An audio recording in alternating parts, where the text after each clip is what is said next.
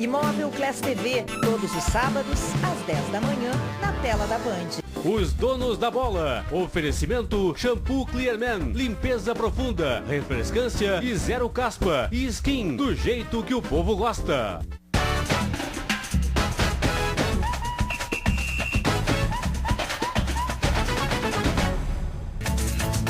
Muito bom dia, boa tarde, né? Estamos chegando com os donos da bola. Opa! Não almoçou ainda, não almoçou? Já almocei, já acordei faz tempo e dá bom dia, que espetáculo. Venha conosco até as 2 da tarde, hoje tem a Seleção Brasileira em Porto Alegre, vamos falar muito de Brasil e Honduras. Tem contratações na dupla Grenal, se mexendo aí, tu vê, tem gente que diz que o Grêmio não contrata, né? Mas o Grêmio tá contratando, sim. Contratando pro final de semana, porque o Campeonato Brasileiro segue. Tudo bem, Ribeiro, Baldasso, Rec, beleza? Tudo bem, tudo certo, prazer estar aqui. Contratação é uma palavra subjetiva. Especialmente quando tu não conhece quem está sendo contratado. Muito debate, você já viu, vai participando pelo @donosdabolaRS no Twitter, na nossa fanpage do Facebook, ou se preferir mandar um e-mail, donosdabolaRS@band.com.br.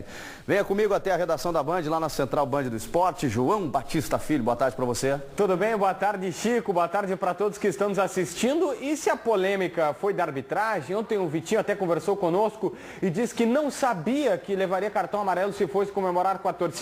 O Inter já tratou de amenizar essa situação, de resolver esta situação. Acontece que os jogadores tiveram uma palestra hoje com um representante da CBF. Antes do treinamento, todo mundo foi até o CT, no vestiário mesmo, e conversou com um representante da CBF para saber o que os jogadores podem e o que não podem. Não pode comemorar com a torcida, tampouco falar com o árbitro durante o jogo. É estranho, mas é a recomendação e o Inter já está se precavendo. Chico. Atenção, por favor, jogadores de futebol. Quando você fizer o gol, você se ajoelhe e chore e peça perdão. Não, vai receber cartão também. Tem até uma música que diz, ajoelhe e chora. Vocês não perceberam no jogo, depois que o Vitinho tomou o cartão, o Nilmar, quando fez o gol, o Nilmar não comemorou. Não, e eu falei com protesto. Falei com o sogro do Nilmar, o Zé Eduardo Guimarães, e ele me estava dizendo, o Nilmar ficou encabulado, ficou pé da vida, não comemorou exatamente por isso. A informação é do Nilmar mesmo, não comemorei, porque, para um pouquinho. Outra coisa, aproveitando a deixa do Vitinho, se lesionou no final do treino e passa... Qual o Vitinho, do Grêmio ou do Inter? Do Inter. Ah, tá. O Vitinho do Inter, que é o que falou com relação à arbitragem. Depois a gente tem o Juliano, inclusive, falando do Grêmio sobre essa situação. E a gente pode debater mais sobre isso. E dupla Grenal também. Mas a gente começa com a seleção brasileira, porque hoje tem Brasil e Honduras aqui no estádio Beira-Rio. O torcedor gaúcho está louco para ver Neymar em campo. A seleção já atuou no último domingo sem o craque do Barcelona, né? E o técnico Dunga faz questão de lembrar que futebol é um esporte coletivo. Neymar é o cara. A torcida delira quando ele pega na bola.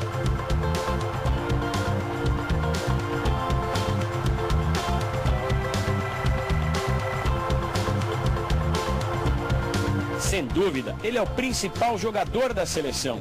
O artista, o diferente, quem pode fazer a diferença. Mas o treinador avisa, para vencer é preciso mais que apenas apostar no talento. Nenhuma individualidade vence sozinho sem o coletivo. Vocês devem ter visto a Copa do Mundo, seleções que tinham só um jogador não ganharam. Então, é muito relativo, mas é importante você ter a individualidade que qualifica muito o coletivo. Para tirar Neymar de um jogo é preciso mais do que cansaço. O cara tem apetite e vai ajudar a aumentar a fome do time brasileiro, que corre atrás da 10ª vitória seguida. Uma sequência incomum que poucos apostariam quando Dunga reassumiu o comando da seleção. Vencer mais uma é chegar mais forte para a Copa América. Por isso, pelo jeito, não vai ter essa de poupar ninguém no jogo contra Honduras. Apenas o Danilo está fora por causa do tornozelo machucado. Dunga não confirmou o time, mas aliviou um pouco o mistério. Fabinho está liberado, Neymar vai jogar, a escalação na hora. Fabinho vai jogar também, todos eles vão jogar. Esconder o jogo faz parte do jogo. Jogar bem é outra história, mas isso o Brasil tem feito nos últimos jogos. Que beleza, o Neymar vai jogar, o Robinho tá liberado, a seleção tá aqui. E eu também. Que beleza, Ribeiro. O que é o melhor de tudo, né? Dá o teu recado aí. Evidente, né? O Richard Guiri dos Pampas. Aliás, recadinho do Richard Guiri. Mas também, né? com um ativo, quem é que não fica animado? Recadinho do Ribeiro. Nesse dia dos namorados, dê um up na sua relação. Aproveite ao máximo seus momentos a dois. E com o ativo, o estimulante do homem moderno, eu tenho certeza que não só no dia 12, mas como em todos os outros dias, você terá momentos muito mais prazerosos e criativos entre quatro paredes. Ativo! É rápido, prático, eficiente, age vários dias no seu organismo, não vicia e é indicado para homens de todas as idades. Saiba mais no 3081-0700. Não perca tempo. Ligue agora mesmo e adquira o seu Ativo e leve de presente o Ativo Gladiador, um super energético que ajuda você a vencer as batalhas do dia a dia com muito mais garra e disposição. É um presentaço da Central. Ligue 3081-0700. A entrega é grátis. E, se você quiser, sigilosa para todo o estado do Rio Grande do Sul. Curta o Dia dos Namorados com Ativo, meu amigo. Ligue 3081-0700. Por quê? Ativo é você na ativa sempre. Eu tô preparado. O Richard Guilherme dos Pampas vai dar conta do recado. Que beleza. Tudo bem que o Dunga fale que o futebol é um esporte coletivo, a gente sabe disso, mas é que nós hoje estamos vivendo uma fase do futebol em que o Neymar, ele tá muito acima de todos os outros jogadores do futebol brasileiro. Sim, mas assim, e quero aqui aproveitar e discordar frontalmente dos meus queridos colegas de bancada que debateram sobre isso ontem. Gente, o futebol vive uma crise técnica, tática e moral. O futebol brasileiro vive esta crise. Eu não vou cobrar do Dunga que pense neste momento em que ele está começando a executar um trabalho, que aliás está sendo muito bem feito, pela primeira vez o futebol brasileiro tendo um time coletivo na sua história, porque as individualidades não resolvem mais, eu não vou cobrar do Dunga que jogue para a torcida. Meu querido Luiz Carlos Reck, que eu ouço desde que nasci, ontem estava pregando que se colocasse no segundo tempo o Jefferson e o Marcelo Groy. Por que não? Gente, mas isso não é circo. Mas não é? Vai colocar na Copa América? Na Copa América coloca se for uma necessidade. Se não colocar agora, não coloca mais. Mas não tem que jogar nunca. Tem que jogar só se houver necessidade absoluta. Eles têm que jogar. É que ninguém entendeu a convocação do Jefferson. Agora, já que convocou... Não é. O Jefferson está lá para, se houver algum problema com quem joga, ele está à disposição para servir. O mesmo vale para o Marcelo Groy. Brasil e Paraguai, quem resolveu a encrenca aqui em Porto Alegre foram os gaúchos. Mas isso se amarrava cachorro com linguiça. Isso aí faz 13 anos. Mas a CBF... Desculpa linguiça, mas faz 13 anos. Tá tudo bem. Não, e era uma eliminatória, um jogo decisivo. O Brasil precisava ganhar. Outra coisa, sobre o Neymar que tu falas. Aí valeu a demagogia, amiga. Velho, se o Neymar tem condições de jogar, beleza, joga. Se não tiver, ele não tem que jogar para agradar a torcida. Agora, futebol também eu acho alegria. que dependendo da circunstância, tu tá ganhando no final do jogo. Professor, a circunstância é essa, nós estamos em crise, velho. Nós estamos em crise, o Dunga tem que baixar a cabeça, esquecer tudo. O Dunga já colocou grafite em Copa do Mundo, já colocou o negócio também, Baldasso. Trazer a seleção pra cá. O negócio futebol no Brasil, nós já sabemos o que era. Eu quero saber do time. Mas atrai público, é um amistoso. Olha, eu não sei porquê. Dá uma sacudida. Tem que ter um meio termo. Não precisa começar com os caras. Acabou a credibilidade da seleção brasileira com o Brasil.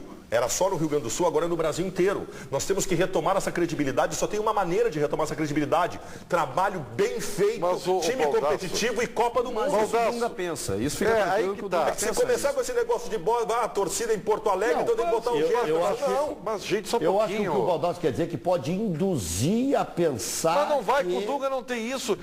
Ontem eu falei, a primeira frase que eu falei, com o Dunga não tem oba-oba. E não tem mesmo. Não tem. Ele não vai fazer. E eu acho isso muito bom. Só que colocar o Jefferson ou o Marcelo Groy não é oba-oba, ele tem que testar os jogadores. Quantos pode substituir? Um pouquinho. 5 ou 6? 5 mais o goleiro, não é isso? São 6, hein? Como é que tu vai direto para a competição sem saber se o Jefferson, se ele vai trajar bem a camiseta da seleção? Tu conhece o Jefferson, né? Não, mas não é. Ele foi convocado, a camiseta da seleção tem um peso diferente. Mas o Jefferson não vai jogar, Ribeiro. Tem que preparar o teu time principal. A tendência é que não joga. Chico, o Neymar sim, é o único gênio do futebol brasileiro atualmente. Só que o que me impressiona mais positivamente no trabalho do Dunga é que o time do Brasil com o Neymar não é um time que joga em função do Neymar. Isso é verdade. Existe um esquema tático formulado em que o Neymar joga na última linha pelo lado esquerdo, ele é mais um participante do processo, com mais qualidade que todos os outros, é verdade. Mas não, o Brasil não joga em função do seu craque. Mas o Brasil, como qualquer time, ele depende do seu grande jogador, da individualidade, da inteligência. Também depende porque começar bem um trabalho, que o Dunga está começando, outros já começaram, o Filipão em outras oportunidades. O que me impressiona no trabalho do Dunga não é o resultado que ele veio obtendo. O próprio Dunga começou ganhando tudo na outra passagem. Ganhou eliminatórias, ganhou Copa América, Copa das O Dunga tinha um desafio, acabar com o que estava estabelecido no futebol brasileiro em relação à característica de jogo e começar tudo de novo. E ele fez isso. O Brasil joga aproximado, esquema bem armado, centroavante que circula, jogadores trocando bola no meio campo, posse de bola. Isso nunca existiu aqui, porque antigamente se ganhava só com individualidades. E caiu a nossa ficha que não se ganha mais. Cuidado que com um time certinho, eu ouvi isso do time do Filipão no Gauchão, que estava certinho e depois o Brasil não estava tão bem certinho. Depende do sparring, né?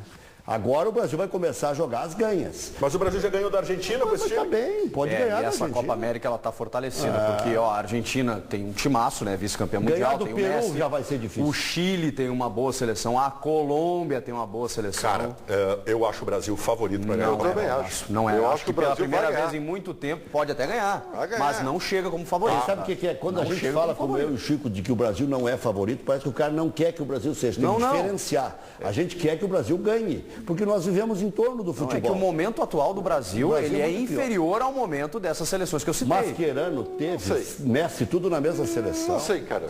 Assim, Maria. É que ficou 7-1, tá? Mas o Brasil foi semifinalista da Copa do Mundo. Não, o 7-1 aconteceu. Mas foi sofrível. O 7-1 aconteceu porque nós fomos presunçosos, pretensiosos. E não tínhamos Neymar. Mal armados, não tínhamos o Neymar, o time se valeu de ligação direta. Óbvio que a Alemanha é muito melhor. Não é só isso, gente. Nós ganhamos suadinho da Croácia. Perfeito. Nós parimos uma bigorna contra o México. Para aí, a Alemanha teve um paro para cada Argélia. Nós chegamos lá, Mas eles foram crescendo. Tá, só que é o seguinte, nós ainda estávamos dentro da concepção antiga do futebol brasileiro.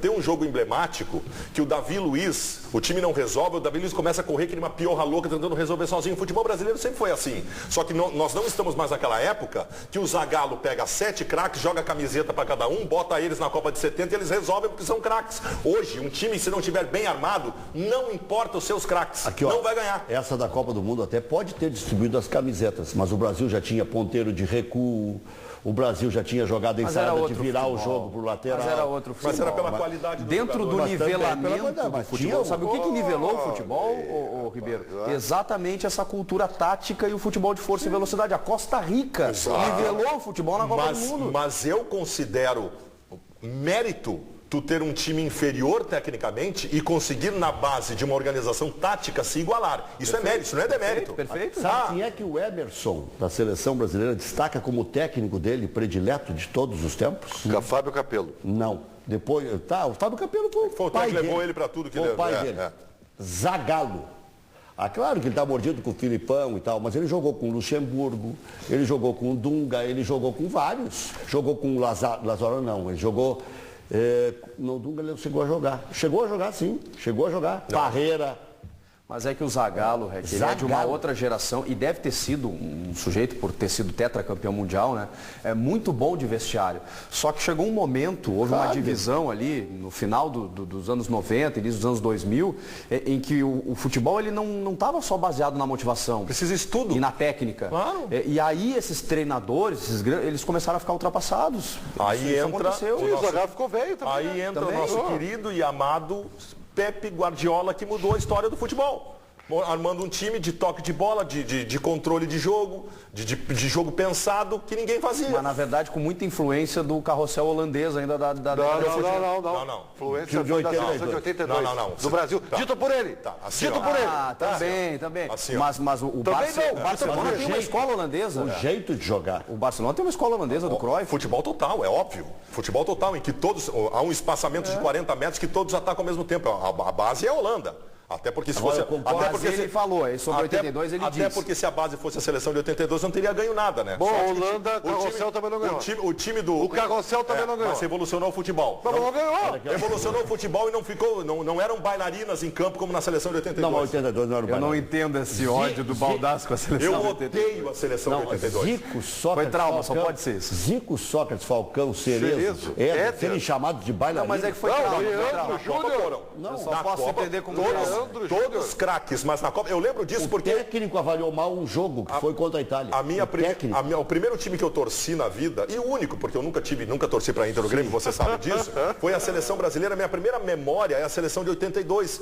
Eu odeio a seleção de 82. É trauma. Porque aquela seleção, eu vi de novo esses Eu dias. chorei com aquela seleção. Eu vi de novo esses Eu dias o chorei de Brasil e emoção. Itália.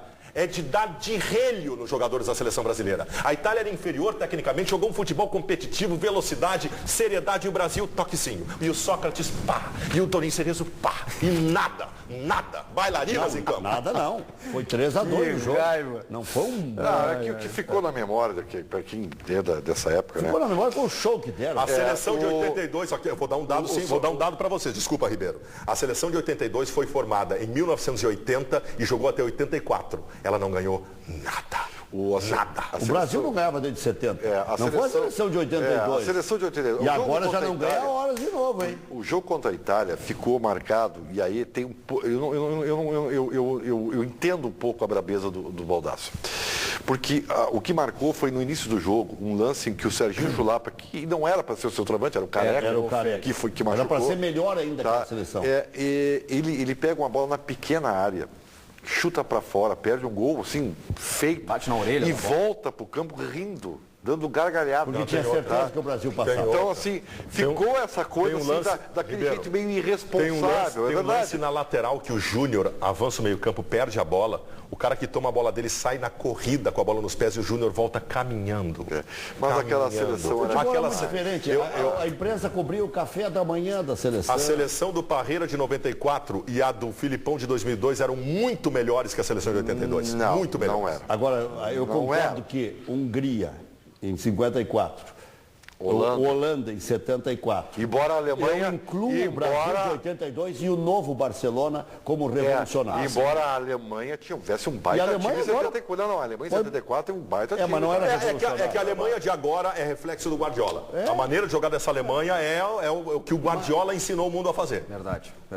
Ô, João Batista, a galera tá participando aí? Tem sim, muitas interações sobre a seleção brasileira, como por exemplo, pela primeira vez o Ribeiro tem toda a razão.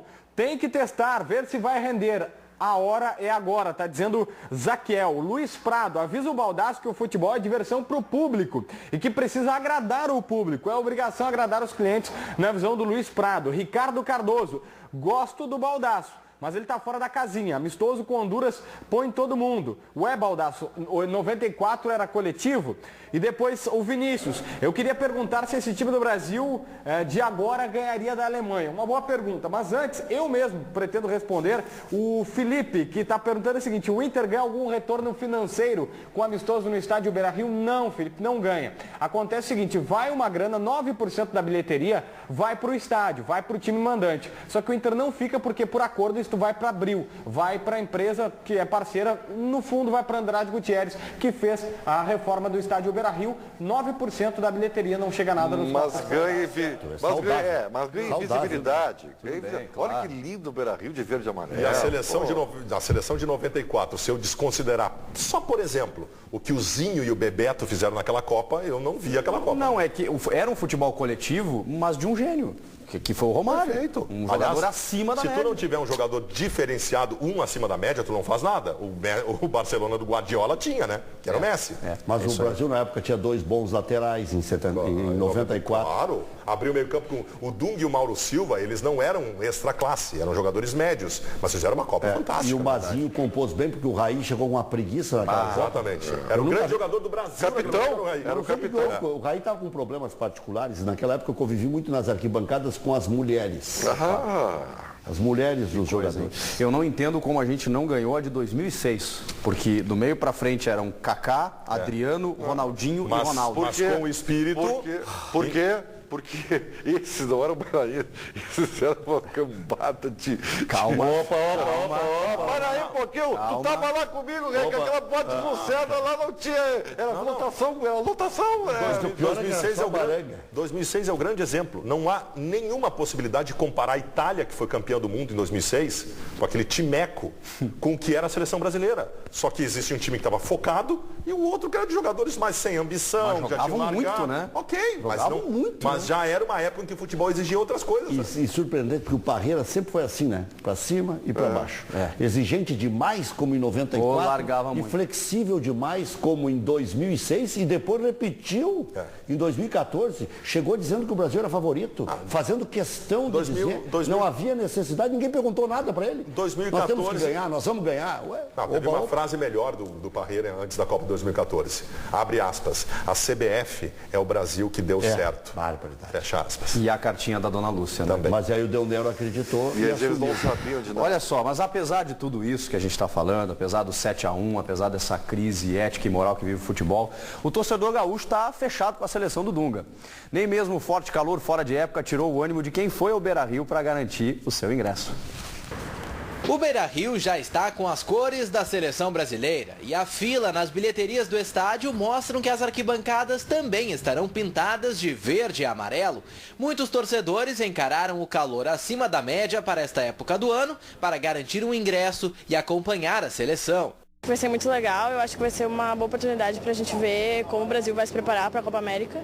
E eu acho que tem tudo para ser um ótimo jogo. Nunca assisti jogo da seleção brasileira e aqui em Porto Alegre, primeira oportunidade, trazer toda a família, os filhos todos, para aproveitar um pouco esse momento. Depois daquela decepção do 7-1 que ocorreu aqui, a gente espera que a seleção volte agora com uma nova cara, sendo com um novo treinador. Estamos animados novamente com brasileiros e está prestigiando aqui em Porto Alegre a seleção brasileira e o Neymar e mais 10, né?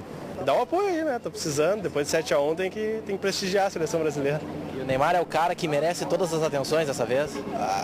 Pra ser sincero, eu vim pra ver o Jefferson, que é do Inter. Então, e pelo Dunga também, né? Que é o ídolo maior do Inter. Assim. Mais uma vez, Porto Alegre terá o chamado Caminho do Gol. Durante a Copa do Mundo, as ruas no entorno do Beira-Rio se transformaram em locais de pura festa entre os torcedores. A iniciativa também foi realizada nos clássicos grenais. Enquanto a hora do jogo não chega, a equipe do técnico Dunga está acomodada neste hotel, que fica em Viamão, na região metropolitana de Porto Alegre. É o mesmo local onde a seleção do Equador se hospedou antes da Copa do Mundo no ano passado. Mesmo depois da partida contra Honduras, a seleção brasileira continuará hospedada aqui até sexta-feira. Do Rio Grande do Sul, a delegação parte direto para o Chile, porque a estreia na Copa América está marcada para domingo. O Brasil segue aqui com 2 treinamentos, ainda na quinta e na sexta-feira. Amanhã deve ter uma janela de imprensa para o Neymar falar. E depois o Brasil segue para o Chile, estreia domingo contra a equipe do Peru, já pela Copa América. O Filipão pode pegar o Internacional no Mundial, hein? O Guangzhou está classificado lá na Liga China. Cara, eu quero saber do Mazembe, cara. Não, acho que aí ainda pode. Se não me engano, o Mazembe está na semifinal da Copa da África. Eu não entendi, a gente estava falando de seleção, vocês fizeram com a preocupação do Mundial de Clube. Não, é que eu recebi um recado aqui, fiquei com medo de esquecer. Não, só para entender. Fiquei com medo de esquecer, olha aqui. Está classificado nas quartas da Liga da Ásia. Os concorrentes do Brasil. É que eu me lembrei do Filipão, seleção. O Brasil tem 3 concorrentes para o título da Copa América. O Chile, a Argentina e a Colômbia. São os 3 concorrentes. Chile, Argentina e Colômbia. Aliás, entre esses 3, eu acho o Chile, até por ser o time da casa. O time da casa, um time muito forte, muito forte. Mas eu acho que o Brasil tem totais condições de ganhar. Eu acho que vai ganhar.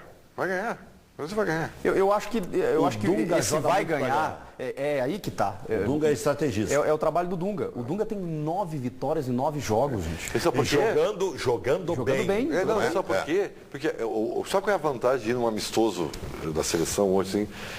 É que não é amistoso.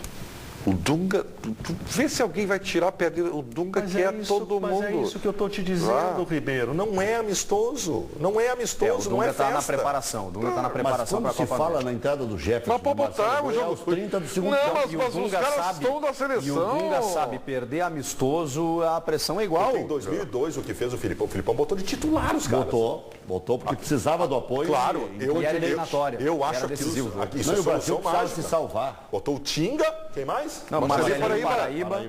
O Polga. Os caras do Grêmio. Botou os caras do Grêmio campeão de 2001 da Copa do Brasil. Exatamente. Aí o jogo foi no Olímpico, a torcida toda, ou boa parte de gremistas, né? E aí empurraram o time. Eu não gosto disso. Houve aquele probleminha do Chilavert com o Roberto Carlos, lembra? Que deu uma cusparada. Foi nesse jogo? Foi nesse jogo. Meu Deus. Agora, me chama a atenção que a seleção brasileira mesmo com essa crise que esteja vivendo, com 7-1, a gente vê jogadores, por exemplo, que foram altamente contestados na Copa, como o Davi Luiz. Eles têm uma popularidade impressionante. Mas assim, ó, o melhor jogador da nova era Dunga se chama Miranda. Zagueiro. Tá jogando uma bárbara.